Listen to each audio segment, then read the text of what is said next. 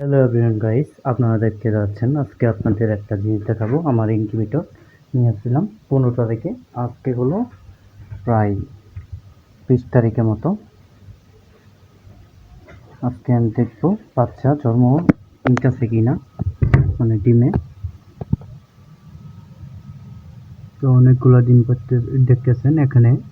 মোট 85টি ডিম আছে। আমি তার মধ্যে 4টা 5টা নিব অ্যাকসেপ্ট করার জন্য।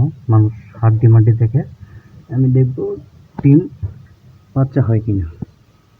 দেখা যাক বন্ধুরা, দেখতে থাকেন আজকের এই ভিডিও।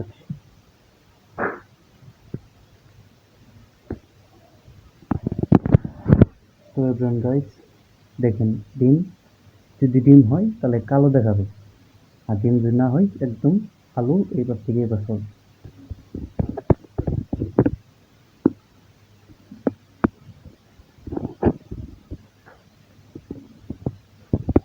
গাইস, এটার মধ্যে ডিম রয়েছে, বাচ্চা রয়েছে। আর এটা সম্পূর্ণ সাদা, তার মানে বাচ্চা নেই। এটা একদম আলো প্রবেশ করছে না, তাই এটা বাচ্চা রয়েছে। এটা দেখবো, এটা আলো অবশ্য কিছুটা প্রবেশ করছে, জন্ম নিতেছে হালকা পাতলা।